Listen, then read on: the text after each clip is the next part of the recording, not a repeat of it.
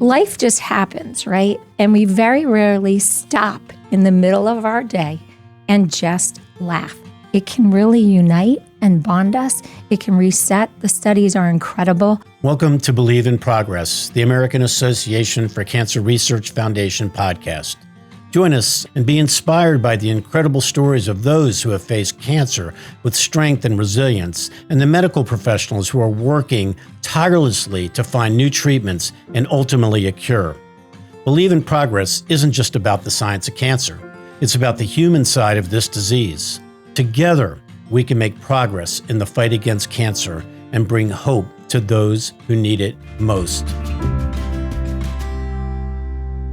Welcome to the Believe in Progress podcast, where we shine a light on the remarkable individuals leading the change in cancer research, patient advocacy, and survivorship. I'm Mitch Stoller, your host, and the Chief Philanthropic Officer at the AACR, the American Association for Cancer Research.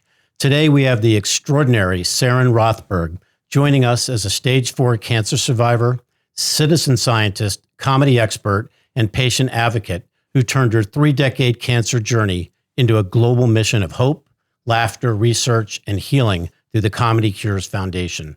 She's been featured on many major media outlets, including CNN, PBS, Fox, NBC, Good Morning America, and the New York Times. She is Oprah's hero in Oprah's best-selling book, Live Your Best Life. Saranne's Beating Cancer Daily podcast, after just 1 year, is now helping patients in 66 countries on 6 continents with over 250 episodes. Cancer Care News recently ranked Beating Cancer Daily as a top 5 cancer podcast, along with Johns Hopkins and ASCO. Her strategies and survival story were integral in the research and success of the New York Times best-selling book, Radical Remission, which is now published in 22 languages, and it immediately became the #1 cancer book and #1 self-help and motivation books simultaneously on Amazon. Saranne has also collaborated with Fortune 500 companies, leading medical centers, the World Health Organization, the United Nations, the National Cancer Institute, U.S. military, and many prestigious universities and nonprofits. Saranne's work transcends healthcare boundaries, bringing joy and therapeutic edutainment to those facing cancer and other challenges. She creates innovative global wellness-related programming in all media formats, collaborating with a myriad of healthcare professionals, thought leaders, researchers, and entertainers to start conversations, share ideas, stimulate research to find solutions across healthcare and many industries. Saranne has won many awards and grants and recently spearheaded 2 groundbreaking pilot survivorship studies, the Mindset and Metastatic Cancer Research Study and the Cancer Health Coach Impact Study. AACR called her Mindset study innovative and exciting for her use of AI to improve the lives of advanced cancer patients. Saranne presented her first abstract at AACR in Orlando and was honored to be an AACR 25th anniversary survivor and scientist participant at the 2023 AACR annual meeting. Saranne Rothberg launched the ComedyCures Foundation from her chemo chair in 1999 by throwing a chemo comedy party. Today, she is cancer-free, helping millions of patients, caregivers, and healthcare professionals rediscover their funny bone, hope, mojo, and purpose. Join us as we delve into her inspiring story and the transformative power of hope, faith, and a comic perspective, and how ComedyCures is making a difference in the lives of millions around the world. Saranne, it brings me great joy to have you here at AACR today. Welcome to Believe in Progress podcast. I am so excited to be here for so many reasons, but I'm in my hometown. That's it's right. My birthplace. Philadelphia. I'm just so excited every time I come back. Mitch, I think that I just need to bring a little ComedyCures to this podcast. Okay. So if you'll indulge me. Of course. Okay. This might be the only time that we burst into laughter on your podcast. There you go. So I'm going to set a timer and we are going to laugh for 15 seconds. Okay. And I want to invite your crew and I want to invite you listening to do this. And I'll tell you my reasons why after, but I'm not going to tell a joke.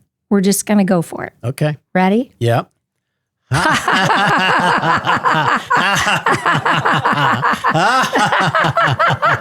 Oh, 15 seconds. No laughter police, any kind of laugh. You got it. There we go. How did that feel? It felt pretty good, actually. Good. Now, why did we do that? We did that because people are driving, people are cooking. We were rushing to get here in traffic. Life just happens, right? And we very rarely stop in the middle of our day and just laugh. So that's a laughter break. And I wanted to start that off because I know that we're going to talk about my diagnosis and we're going to talk about the years I spent battling. And some of that can feel very heavy and very scary.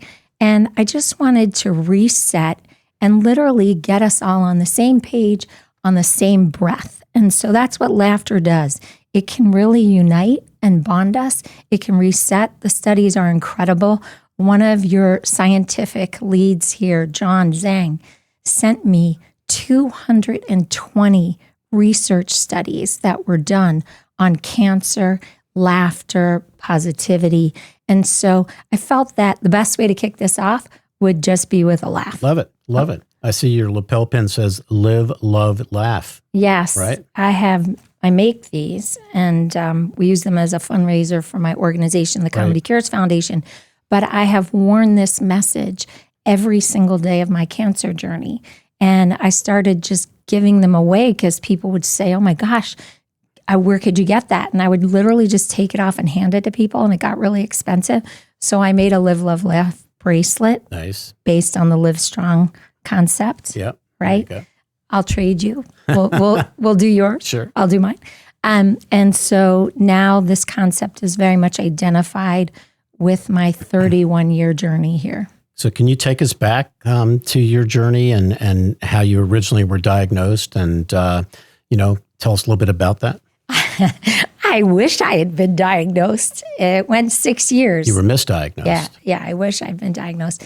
I was in my late 20s.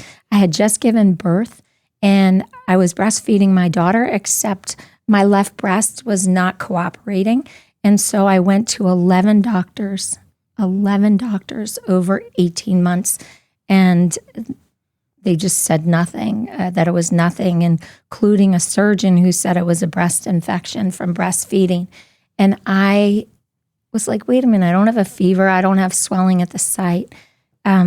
Okay. And no one ordered a scan, not one scan out of 11 different professionals.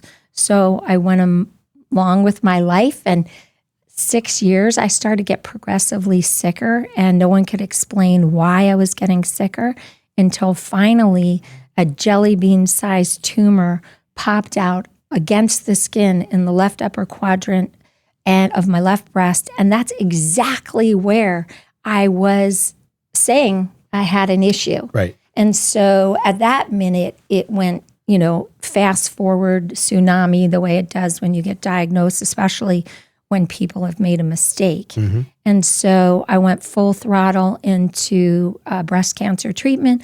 I had 3 surgeries, 44 radiation treatments, over 2+ years of chemotherapy, and actually nothing worked. It may have slowed it a little bit, but I was eventually told there were no more studies, clinical trials, there was no medication really to get my affairs in order. And I was like, I can't do that. I'm a single mom with sole custody. Right. I got to figure this out. Right. My first chemo treatment, I threw a chemo comedy party in New York City. Okay. And from that minute forward, I don't think cancer was ever the same. Didn't stand a chance against you, right? No. So how did you come up with that idea? I mean, were you already like in show business or comedy prior to this? Yeah, I had produced over many different projects, but I had worked on over 40 productions with Dick Clark, another Philadelphia. I remember that guy. And American Bandstand. Right? Yes. And so I really knew that world, and I was in charge of scouting new comics. So I had a deep, footprint in the comedy world. I really understood comedy and who was funny and had a sensibility that was a bit cleaner because I had to find comics for television. Yes. Mm-hmm. So I decided that I loved comedy. It had been part of my whole story since I was a little girl, and that I needed to surround myself with comedy. But it was inspired by Norman Cousins. Yes. Norman Cousins had written the book Anatomy of an Illness and then a second book. And he talked about his battle with a life-threatening disease and how when he laughed, the impact that that had on his body, mind, and spirit. And that was then studied. But when I was at USC as a college student, they had an excerpt of Norman Cousins' book in a magazine that I read on campus. I can remember it plain as day, and it deeply imprinted on me. So the night that I was diagnosed, it was a Friday night, and they said, I'm sorry, the cancer team has gone home for the night. Could you come back on Monday? And immediately I thought, Norman Cousins, I have to get every stand-up comedy tape that I can find. That's how long ago it was, because I was misdiagnosed 31 years ago and then started treatment 25 years ago. So we had videotapes. So for 6 years, you were dealing with cancer, and they didn't know it. Nope. And they were attributing different things that were happening to me for different causes, but they missed the whole cancer diagnosis. And what's so interesting is that I am so passionate about early detection. Yes. Because I was so early, and partly because my grandmother had died in her 40s. Breast cancer? Yes, and from complications from breast cancer. And so I was so vigilant and then, ignored. And I'm not a shy person, as you know. I know that. That's how come I went to so many doctors. But eventually you go on with your life. And so when this happened, I knew I had to play catch up. I also had been, I'm a single mom at the time, and I was going through this really brutal divorce. And so my daughter had been through so much. The idea of levity and joy and play as a staple in my cancer journey seemed like a good parenting strategy also. How old was she at this time? 5 turning 6. Okay, so pretty young. Yeah, so I went to the video store from the hospital, got every stand-up comedy tape that Blockbuster and West Coast Video would loan me. I went to 2, that's how hardcore this was. And I came home and I got her to bed as fast as I could. And then I collapsed on the ground crying because this was huge. Yep. How was I going to juggle this divorce and sole custody and also this cancer story that had been delayed? It was so much. Yeah. And so I saw the stack of comedy tapes and I was like, I have to put in Eddie Murphy. I have to put in Richard Pryor. I have to put in this list. And I started laughing. And what I realized was when they say you have cancer, and I've heard so many people on your podcast who've had cancer say you have cancer. I didn't hear it like that, Mitch. I heard it like the devil from The Exorcist. Right. It was, you have cancer. And I was so scared. Yeah. So I was like, oh my God, I got to get that voice out of my head. So I started watching the comedy and I didn't laugh. I cried. I sobbed. But I said, you know what? It worked for Norman Cousins. Maybe it's going to work for me. And so I literally forced myself to hear the setup, hear the punchline, and laugh. And then it turned into tears, like complete sobbing with like it was like a bit manic and psychotic. But what I realized was that this guy was right. His body of research that he had ignited was correct. When I laughed, I didn't feel like I was going to die. And when I laughed, life felt normal. It didn't feel like the tsunami of cancer. Right. So I stayed up all night listening to this comedy marathon. And when my daughter awakened, I said to her, you're going to be my humor buddy. And she goes, is that like a playmate? It's like, yes. And then I go, and we're going to make an appointment to laugh. And she goes, is that like a Play-Doh? And I said, yes, yes, that's exactly it. And then I thought, how dumb am I? Like, she got this. This is just what I forgot, like going through a divorce and not feeling well and all the things that adults go through to become chronically serious as we get older. And then you throw a cancer diagnosis on that, and it's crazy. Right. So that was the start of it, not a charity, just how we could use it as a family strategy. How did that go over though in that first, session with people? I could imagine there were other people getting their chemo and things. I wonder what their reactions were. Just like my reaction when you made me laugh for 15 seconds, which was positive. Okay, first of all, this was a true Saranne party. I brought in sparkling cider and party favors and little sandwiches and dessert. I mean, I threw a party in the chemo facility. All right. Right? And then I went person to person and I said, I'm going to have a chemo comedy party. Would you like to join our comedy event? And some people were so desperate for entertainment and to be distracted. Some people were so scared they wanted the distraction. Some people were nauseated, so they wanted the distraction. And then there were a few naysayers who just crossed their arm and they're like, what's so funny about cancer? Angry people, right? Yeah. And so I said, I have this weird comic perspective. I can share it with you.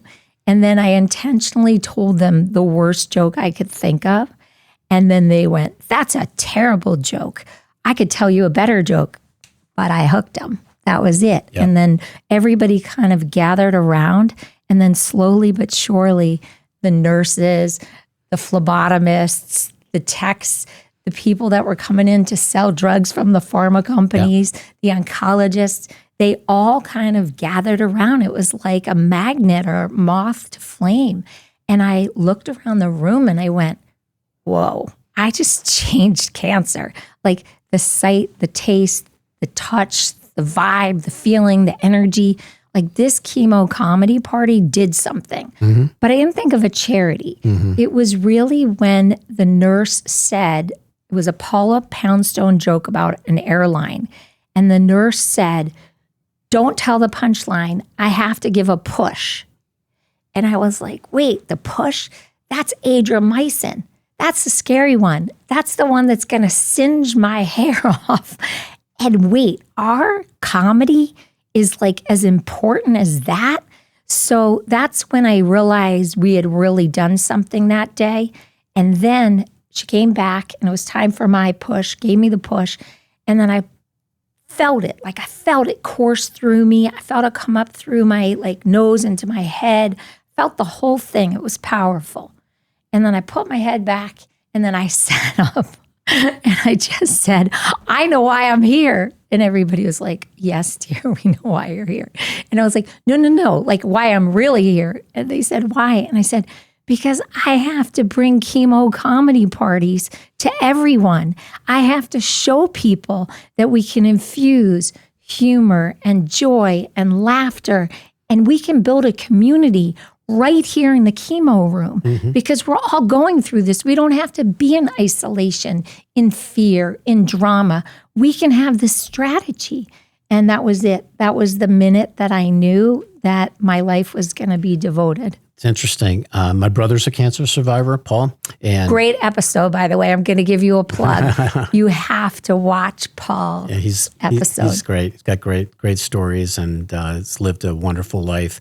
But I was with him on his first chemo treatment, and it was very cold there, right? And so I could see if you had the infusion of comedy, what that could have done, right? Infusion, right? Look at you writing comedy right now. See, you're rubbing off on me. I'm rubbing off. But I can visualize back however many years, 20 years ago, what it was like in that room. And, and there were multiple people there, and it was quiet and dark, and comedy would have made a big difference, I think. And, he was scared that first time. I was scared, just as his brother sitting there, but it would probably have lightened things up a lot to do that. We're definitely a family opportunity. I saw that right away. What you're explaining is that it's not just the patient. I actually say the caregiver has it harder because as the patient, we can get up every day and decide how we're going to approach the world. And the caregiver is just at our whim. So I think after being both a stage 4 cancer survivor, patient and survivor, and then a caregiver, that it's harder to be the caregiver. But that's why we include everyone. And not only do we include the patient and the caregiver, we include the medical staff because, look, I only have to cope and deal with this as one person. Yeah. They have to do this all day long. Yeah. Crazy people like me. So I really felt that all of us needed this respite. All of us needed to learn about comic perspective and really how to use it. I call it my superpower. I think it is why I got through so much treatment. And then when I was told, get my affairs in order, I was just like, I don't think so. Right. I mean, I'll do the due diligence stuff I have to do, but I have a lot more fight in me and I'm going to figure this out. And I think because I did have this muscle, this resiliency that was built up through this comic perspective, that I was able to cope with so much. So when was ComedyCures Foundation born? When did that happen? In the chemo chair. Okay. And then I went home from that first chemo treatment and I threw my guts up. Like literally, I had a legal pad and I was vomiting in a trash can and writing out the entire vision that came to me. And a girlfriend was caring for me and she was like patting my head and taking the vomit away. And she was crying and begging me to stop writing on this pad. But I had seen the whole thing on this moment in this chair. It was so clear what I had to do and how I had to do it. And so I just had to get it out of me. It's like I had to vomit out the charity and I had to vomit out the vomit. And that was it. And the 25 years here have just been that original pad. And then AACR came in and mixed it up a lot for me. But did you, on that pad, did you write your vision down of what it is you were trying to accomplish? And like, did you put tactics down as well and all the above? It's a lot of vomiting, Mitch. I was Beyond really that, sick. yes. It was a long night. Yeah. But yes, and for example, this laugh line. I literally saw this laugh line in the chemo chair. So my phone number is 1-888 ha, ha, ha, ha. That's it. And if you press 1, you'll hear a professional comedian. If you press 2, you'll hear an amateur like Mitch. I'm going to have you tell us the jokes. So let's do a tumor humor. Yes. Can we laugh at cancer? Yes. How come I have to pay a fortune for a treatment that's been in the lab for years when chimpanzees get the latest stuff for free? Okay. Your turn. So let me explain. I challenged myself to write 31 days of comedy about cancer. So these are your written jokes? So basically what I did was I took a pain point or a question or something that had come up for me or in conversation with somebody else about cancer, from the patient side, the survivor side, the spouse side, the caregiver side, the doctor side. And then I looked at that pain point and then I said, okay, what's humorous about that? It didn't have to be, drop down hilarious, but what's humorous about that? And so I did that for 31 days. And people said you could never do that. You're not going to find 31 days about comedy. And someone actually challenged me and said that they would make a donation to the ComedyCures Foundation every time someone liked or shared it. And so I said, okay, great. Well, within just a few moments, this thing went to $23,000. And I don't think that person was ever expecting to spend that. So they stopped the funding way before the 31 days, but made a significant donation. Nice. And then this thing went viral. So if you look on the internet under cancer and comedy, all these little jokes come up as memes all over. And so I realized, wow, like this perspective is important. So I put it on the ComedyCures.org website, but I explain as a teaching tool how I got from the pain point to the funny. Because look, I can entertain you. I could do a whole hour on cancer and comedy. So can other comedians that have had cancer. But the bottom line is I want to teach you how to tap into your comic perspective. Got it. Can I try one more? Yeah, Because I think this one, many of us can all relate to this particular one. My colonoscopy just confirmed it. I'm beautiful inside and out. Right? So that's a good one. Get a laugh. I even got the guys to laugh on that. Because your delivery was incredible. It was a little better, right? Oh my gosh. It was, first of all, it was perfect. But we don't care. Like, we teach that you laugh even if you don't understand the joke. Right. You laugh if you don't think it's funny. Okay. You laugh if that was the same joke that you were going to tell. And the reason why is because your body, mind, and spirit don't care. This is cool because, like, I'm in a laboratory today. I'm getting a whole lesson on comedy and delivery, and probably make me better for it. Right? Once I get this, I have a question. When you were doing the scouting for Dick Clark, any famous people that you actually, I guess, scouted, and then they went on to become like great comics that we would recognize? Yeah, so many. I mean, not just comics, like all the celebrities that I worked with, because we did some of the biggest celebrity shows. So we do the Golden Globes, the American Music Awards. I did Super Blooper and New Practical Jokes, the big joke show, Friday Night Surprise. So it was this amazing opportunity really to just get comfortable around the most famous people. And, a funny story was with Eddie Murphy. I was in a hotel, like a small boutique hotel in LA, and I was just staying in this hotel, and I heard this outside on the balcony. And I went running out. I thought I needed to give somebody CPR. And when I ran out, the balcony touching mine, it was Eddie Murphy laughing. Okay. But I literally ran out to give somebody CPR. And he just thought it was so funny that a complete stranger would hear him laughing and then run out and just selflessly start wanting to give CPR. So he actually invited me over and a champagne and a big party. So I got to know Eddie that way. I mean, there were so many great up and coming comics that we scouted that I found at Dick Clark. Did that teach you a lot? Did you learn from them? Oh, yeah. I mean, I've been a student of comedy since my first comedy event my dad took me to as a kid with Jackie Mason. And to come full circle, Jackie's brother had cancer. And when Jackie heard about this single mom, 98-pound bald woman who's bringing comedy into the trenches of cancer treatment, he actually offered to do my first fundraiser. Really? Yeah. And so it was a very quiet night. There could be no invitations, no paparazzi. He did it for me privately. So I just invited the who's who of who in New Jersey. You had to say yes on the phone and give your credit card right away, or you couldn't come. And then literally Jackie showed up and then teased me of, I just laugh, ha, ha, ha, and I'm going to cure from cancer.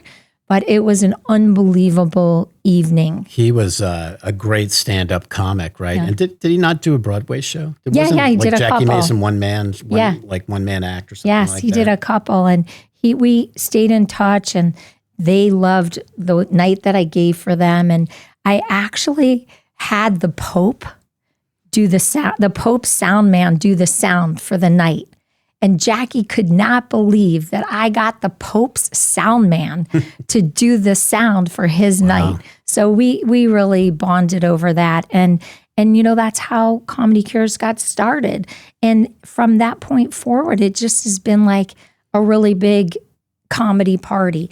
I don't think I realized that I would be able to impact much bigger ideas like clinical trials or early detection or survivorship in the way that I can and am, and philanthropy too.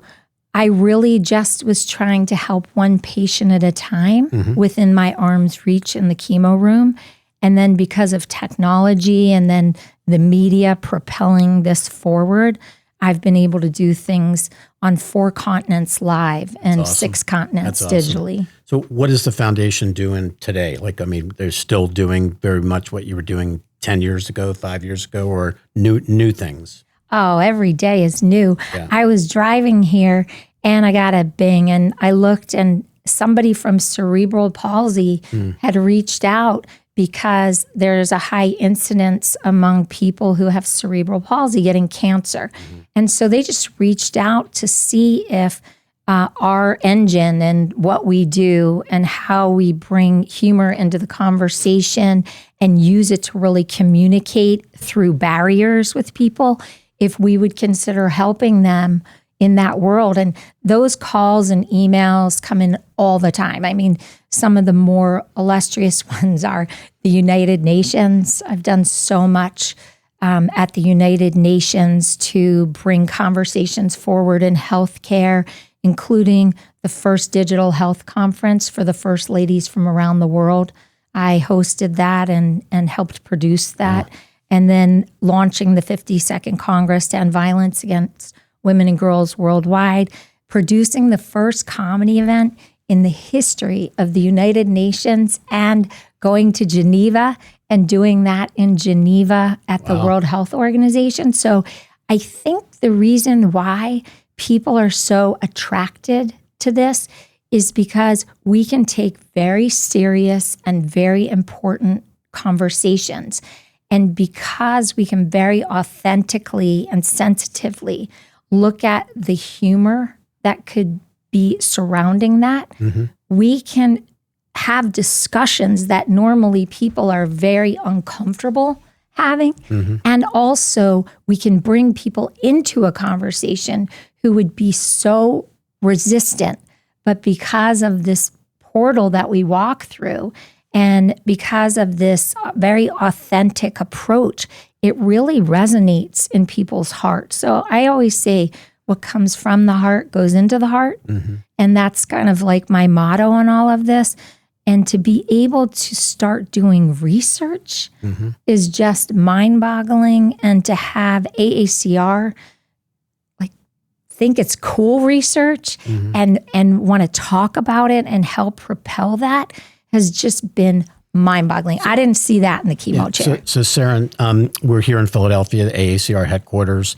How did you get introduced to AACR? And then, from there, we could talk a little bit about I'd love to hear about your experiences with the SSP program. First of all, I like big. This is like, I can't even explain how AACR has changed my life. And this is to anyone. I cold called AACR. I literally knew nothing about AACR. And what prompted me was I was keynoting at Stanford at this big cancer symposium. And it was like the who's who of who. It's all your people. I mean, now that I'm more involved in AACR, top people from the FDA, top people from the NIH, NCI, just leaders. And there's me, right, as the token funny lady survivor among these giants. And as they normally do, they take us out to eat, a group of the speakers. And I'm sitting next to Nobel laureates, right? And we're talking, and they're very curious about me. I guess they hear each other talk all the time. Right. So I'm telling them about how I detected my cancer, how I had all these symptoms that I knew I had cancer. No one was listening to me. So that was a path. And then how do I use comedy in this instance, and so forth and so on. And so they basically surrounded me at a dinner and said, you must write, you must publish, you must do research. We know what you're saying anecdotally. We see it every day in our practice, but you have an opportunity to really change cancer. And I'm looking at these people who are so lauded and decorated, and I'm just Does anybody here realize my last science class was astronomy at USC decades ago? Right. So I went online looking for someone scientifically to help me maybe write an article, because I figured in all humility, let me just write an article. Right. And this beautiful angel from AACR, Carrie, called me back. And she just started to ask me questions and said she would try to help me find somebody that could help shape it in a more scientific way. And we just started to talk more and more. And then she literally said to me, I think we need to know about what you're doing in a bigger way. And then she called you and she called John and we all got on a Zoom. Right. And that's like, I went down the AACR rabbit hole and I never want to get out. You guys are amazing. We don't want you to get out. Yeah. So then you applied for the SSP program for last year's annual meeting, right? Is that correct? No, what happened was, this is so crazy. Again, I truly believe there are no accidents. I don't think it was an accident I was in a chemo chair. Yeah. I just think that my attitude was, okay, God, you put me in a chemo chair. What am I supposed to see?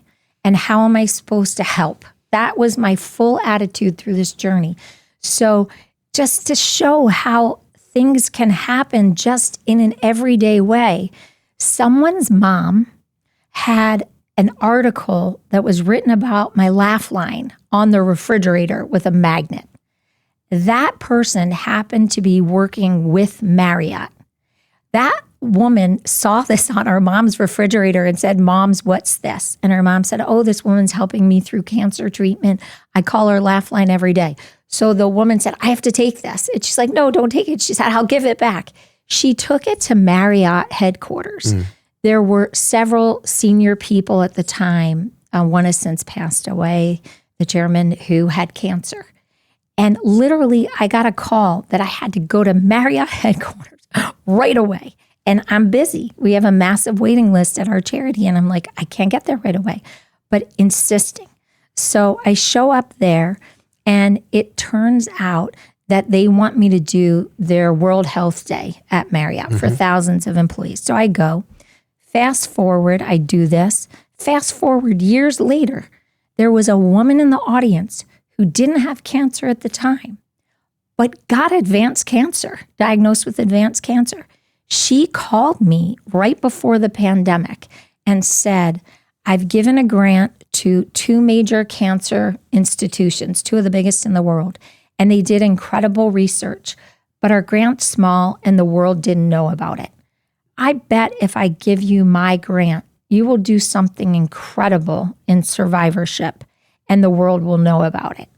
And I said the joke that I just said to you about not having a big pedigree in science. And she said, "I know that with your connections, you will find scientists." And I wish I'd known about AACR at the time. I didn't.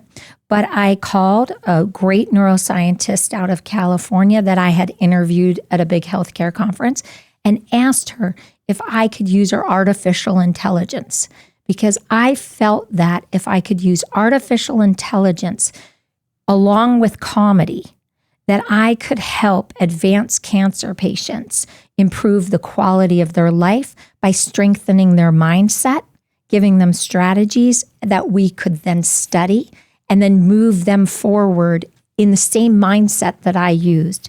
And so that is what happened. Is this before like AI became like a everyday word? Years ago. Okay. I mean, she called me in 2019 and I had just interviewed this young genius who wasn't even 30. She's since been named Forbes 30 Under 30, Dr. Catherine Grill. But she gave me her algorithm. And together with another expert in integrative health and psychology, this woman had an expertise in stress management. The 3 of us put together this study. So they were responsible for all the science. I did all the content, and it was my construct of how we would teach it, but they were in charge of studying it. I wanted to be arm's length away from the data.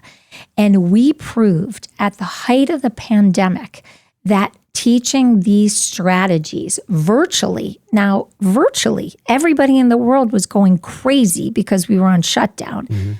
But in this 8-week study, we showed that we reduced depression over 18%. We reduced stress over cancer patients, advanced cancer patients.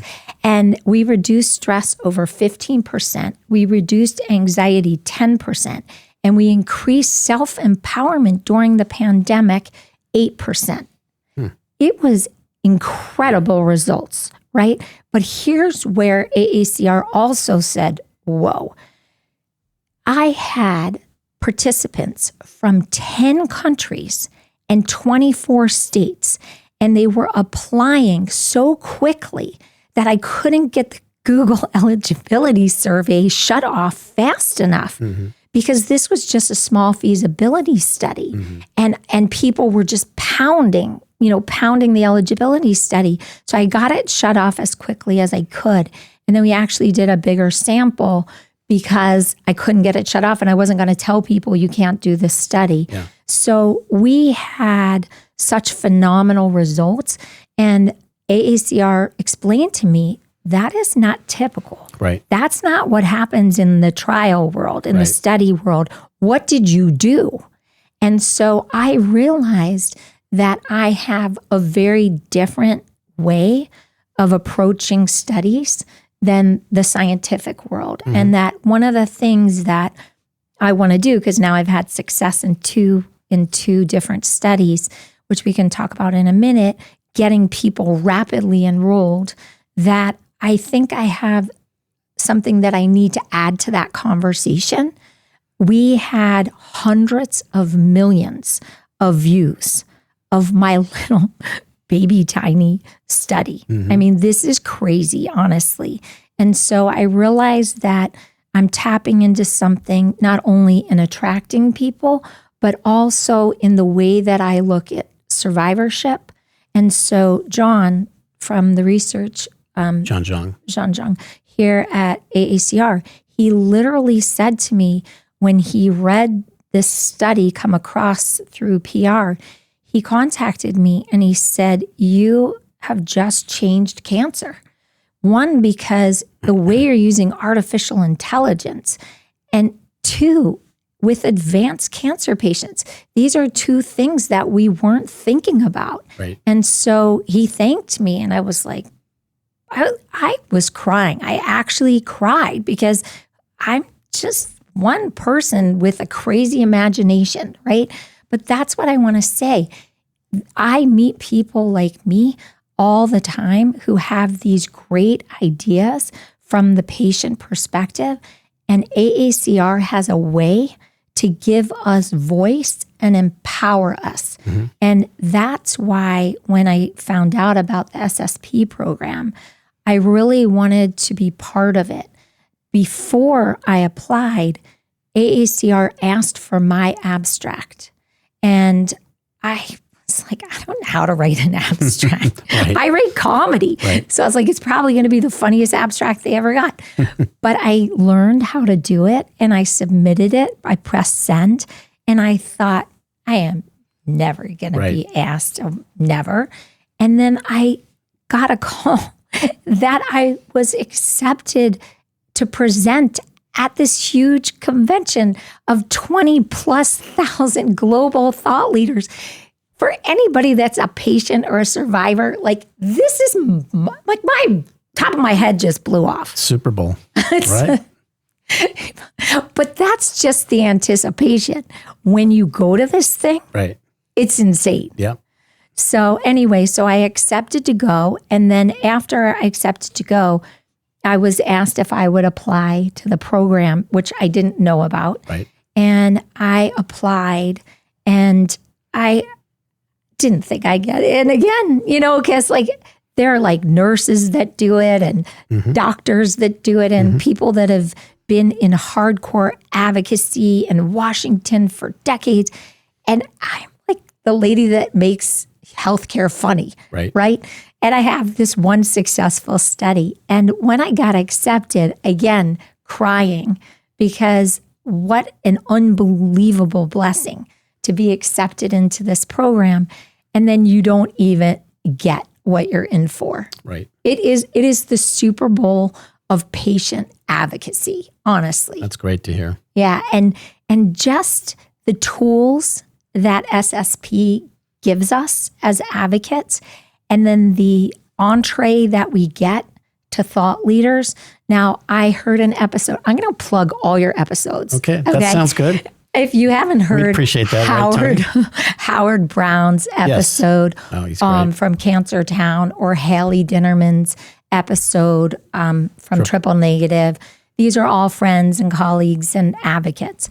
You have to listen to all of them because they will inspire you to realize the difference that one person can make. No and doubt. Then as you build that energy. So just in terms of SSP, not only does it give us a medical degree in cancer, you fast forward our knowledge of the intricacies of a cancer diagnosis and cancer research.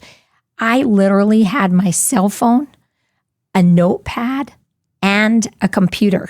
And as they were speaking, I am looking up all different things because this is such an intensive education in the biology of cancer and research of cancer. So if that had been it, that would have been worth going to this convention. Right. But it's not it. You know, that I think somebody said this, but there's that song Dianu, it would have been enough. It just kept coming. And then day by day, we're introduced. That's a song, ladies and gentlemen, that is sung at Passover. Right? And it's just like, we're grateful for this. Right. That would have been enough. Right. But we're grateful. And that's what I was hearing in my head the whole time because I think funny. But just then, meeting the heads of these different major organizations, with AACR being the brain trust, right? And then bringing in all these different organizations. And they want to hear from a patient perspective. Yep. What pain points are we hearing? What do we need help with? What could they be doing better? And in all humility, it wasn't just lip service. This was honest feedback that they wanted. And then again, to sit with scientists and Nobel laureates and be able to really talk about, for me, this passion of early detection. I believe that I have my finger on the pulse of early detection. I just think that there is something in the strategies and the symptoms that I experienced and that I've shared with major researchers around the world. They brought me in to the NCI, to City of Hope, to Berkeley, Stanford, to really talk about how I knew and how I've known repeatedly over decades with people, and how I found my own cancer 4 times, different times in the journey, and knew that it wasn't working, the treatments. And so I think that it's time for me to really put effort into not only that, but as I said, into sharing these secrets of the trial acquisition. I think it's a broken model. Yeah. And I think a lot of people are trying to fix it. And I think I want a seat at that table. Early detection is a big deal. And it's a big priority of AACR's as we're starting to develop strategies around that. So definitely keep you in mind when we think about that. If you don't mind me asking, just I have one other thing that I'd like to ask you about is you grew up with a love for art, which I recently experienced for the first time. Would you mind just chatting a little bit about your art and your dad? And I think that's pretty special stuff. Yeah, and I want to honor him, and I also want to explain just how that relationship gave me the strength for fighting cancer. And now it's a full circle moment in philanthropy, but it really fueled my second study also. So I'm going to tell a mixture of story. So I was raised by a single father in Philadelphia, which was quite unique back in the 60s and 70s. And my dad, because he was a much older dad, he had me at 40. And because he was a bit of a rule breaker, he always taught me, says who. And then he sent me to a very different school. He sent me to a school that was fueled by kids from the projects, not to my neighborhood school that was squeaky clean and new. And so I grew up in Philadelphia with kids that were very poor. A lot of them were on welfare, didn't have food at night. The walk home was dangerous. And yet my dad allowed me to go to their houses for play dates and be part of that world also. And so I became a street fighter very young, very, very young in Philadelphia. I understood what gangs were. I was beat up. I was in an all-black gang in Philadelphia as the only white person. And so I learned a different side of the world than the world that I was raised in. Now, the world that I was raised in was floor-to-ceiling masterpieces of art. And why were those pieces put on the floor level at child height from the time I was a toddler? Because my dad wanted me to see beautiful things, and he wanted me to be curious and ask questions.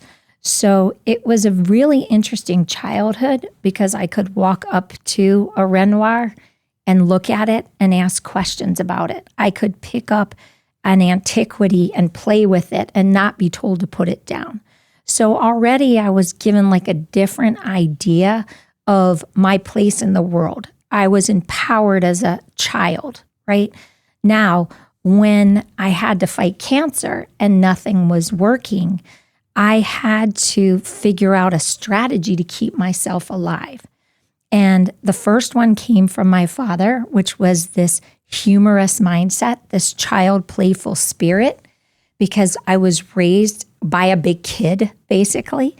And so I knew that comedy would be integral and the mindset would be integral of this fighter mindset. So my first research study was a mindset study. My second research study that I did, where the results are even greater and more impactful, that study was a health coach study. How did I stay alive when everyone told me I was dying? I looked at my life and I said, whoa, people don't necessarily die from cancer. They die from complications of cancer.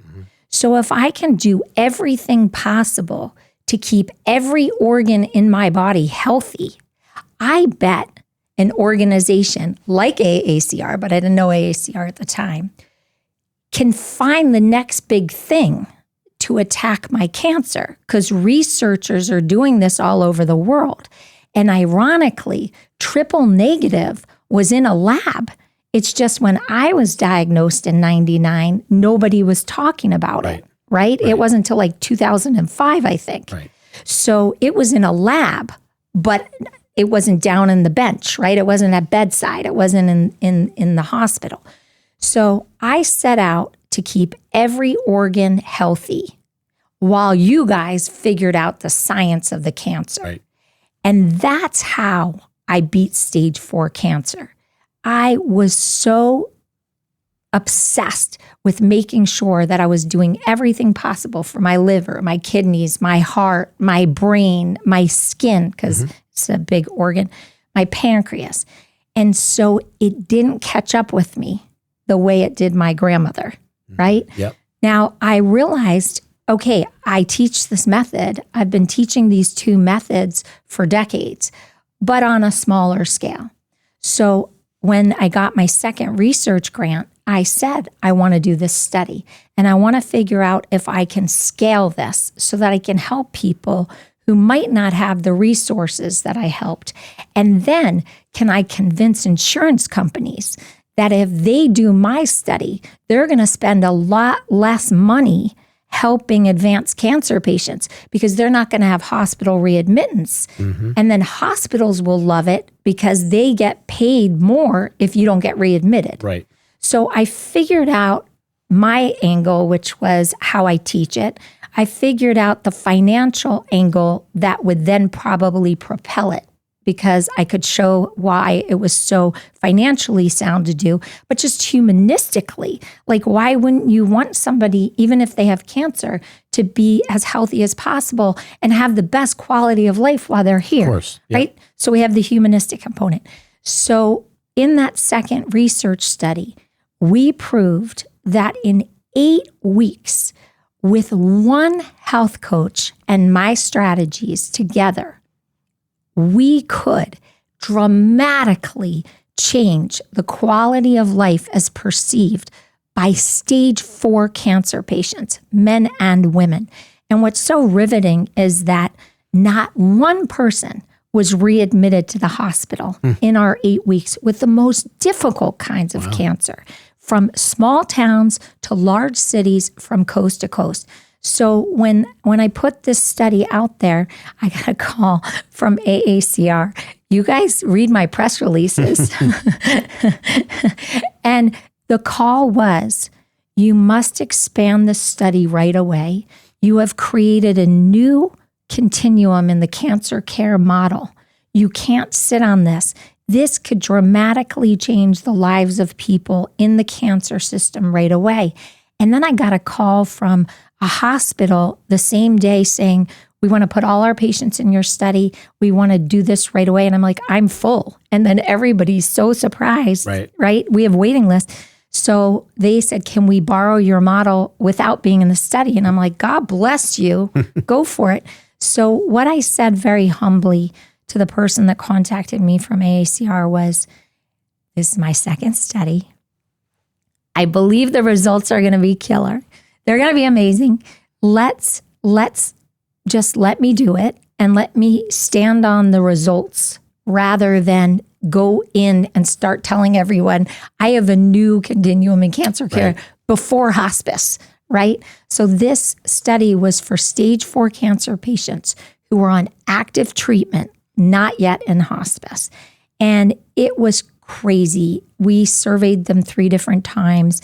And not only was it described when asked to give one word, life-changing, groundbreaking, life-saving, just all the things you would think, but the actual statistics that we got on reduction of anxiety, 60%, that's insane. But improvement in pain management, like reduction in pain, reduction of intensity of pain, functioning, like increasing of activity, so accelerated.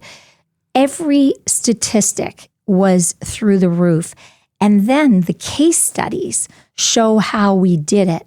And it was so simple, basically. Literally, we gave them a health coach for 1 hour of intake, and we asked them for 3 pain points that they were dealing with. Not their cancer, because they all have oncological teams, but what were the pain points that they were struggling with? So what you would think, right? Not being able to eat, nutrition, sleep, depression, sexual activity, was one. Just basic human needs that you would want to have addressed. But in all fairness, your oncological team is too busy. They can't go down there.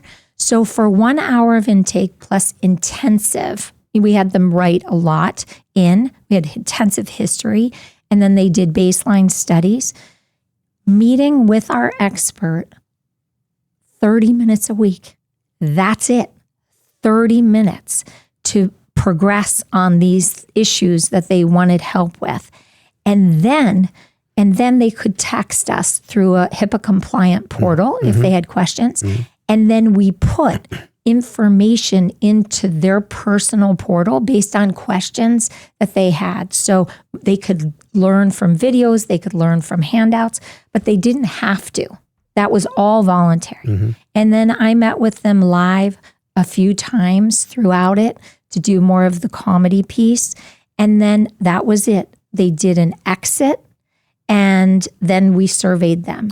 And the impact on their health was very dramatic. But we didn't claim that. we were really just looking at quality of life. Yep.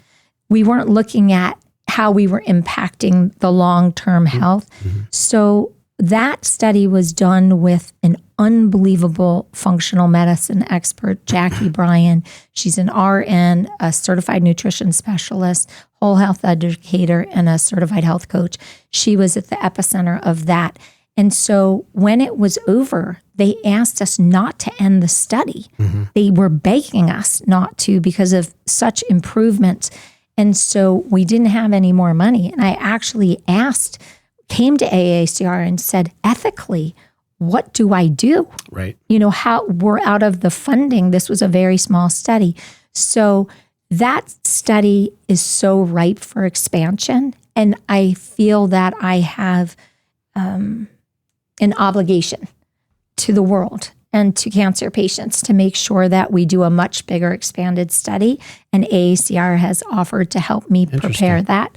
So those two studies really, as I said, were based out of this childhood.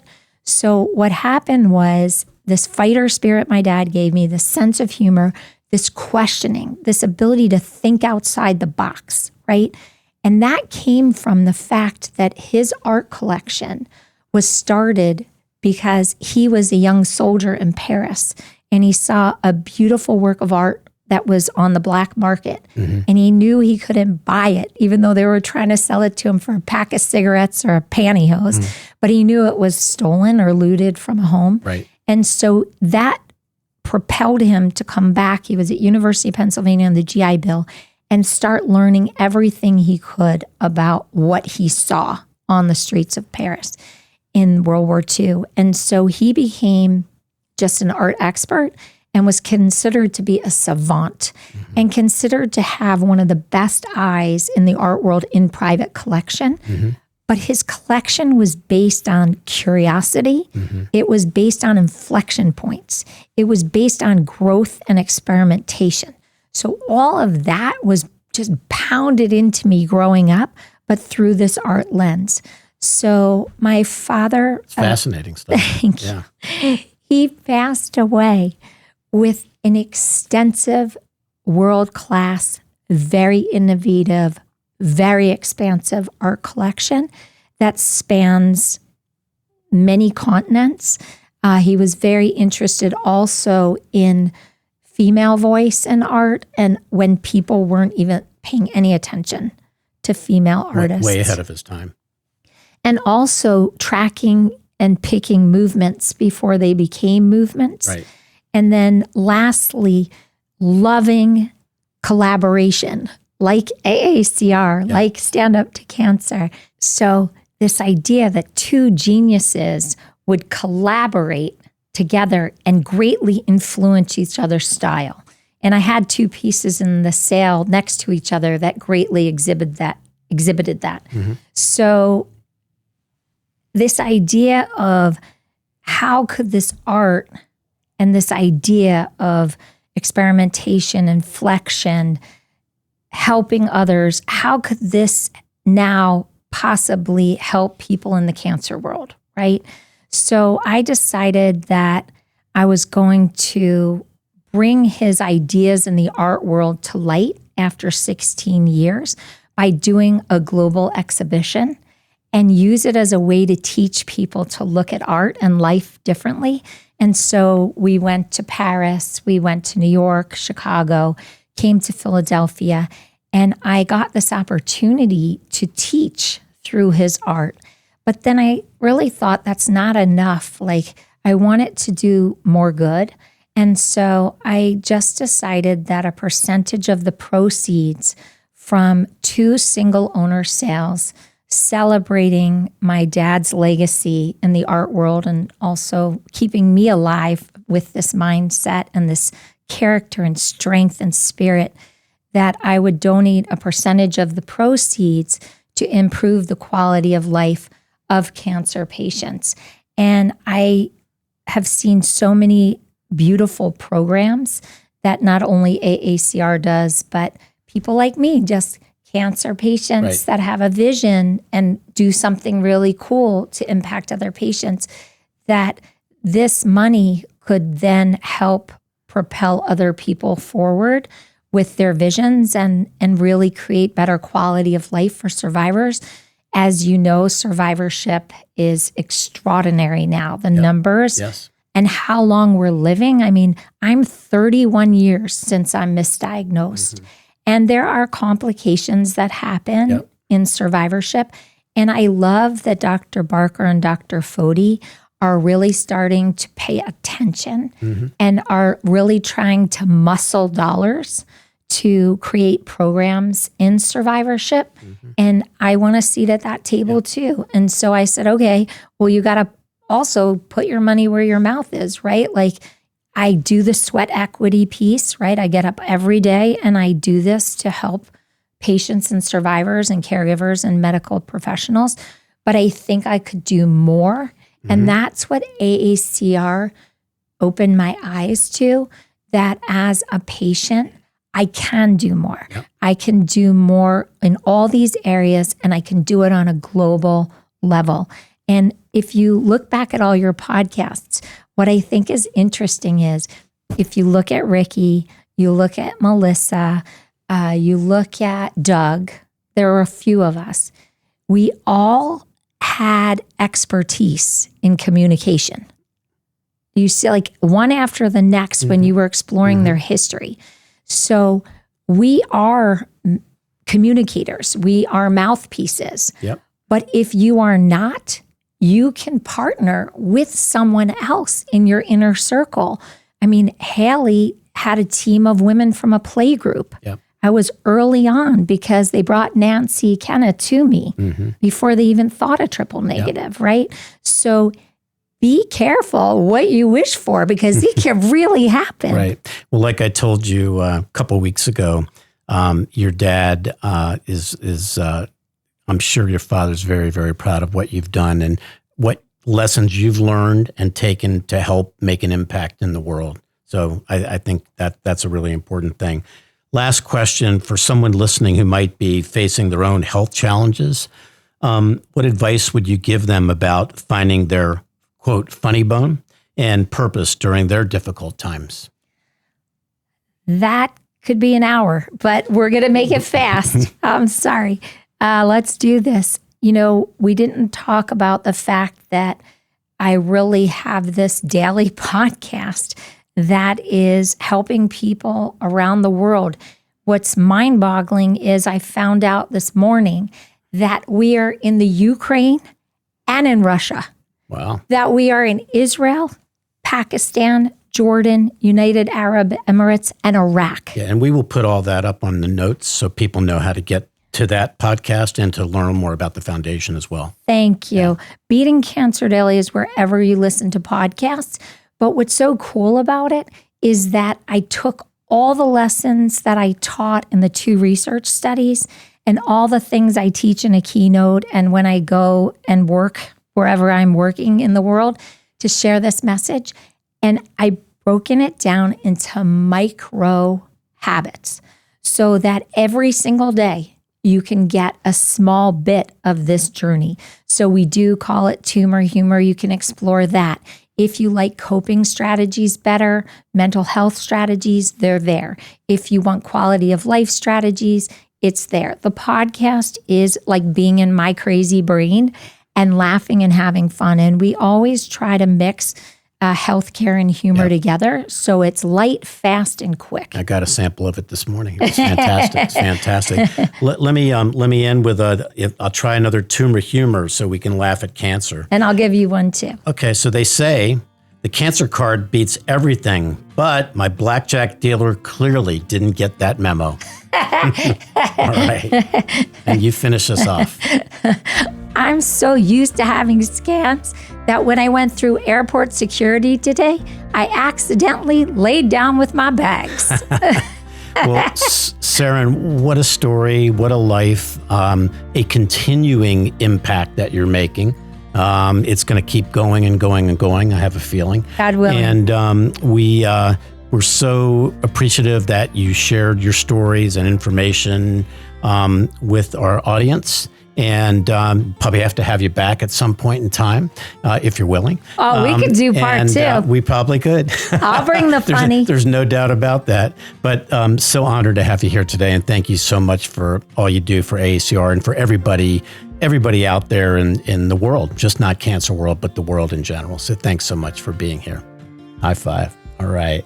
As we wrap up this uplifting episode of the Believe in Progress podcast, I want to extend my sincerest gratitude to Saranne Rothberg for joining us today and sharing the incredible journey of ComedyCures. Saranne's story is a testament to the strength of the human spirit and the healing power of laughter. Through her foundation, she has touched the lives of over 1 million people, proving that joy and hope can flourish even in the face of adversity. To our listeners, thank you for tuning in and being part of this important conversation. Your support helps us to continue to spotlight the heroes in the fight against cancer and spread messages of hope and resilience.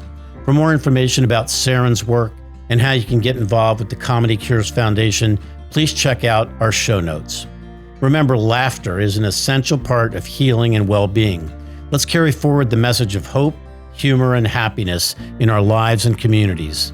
Stay tuned for more episodes that celebrate progress, innovation, and the power of the human connection in overcoming cancer. Thank you for listening to the Believe in Progress podcast. Until next time, keep believing in progress and the difference we can make together.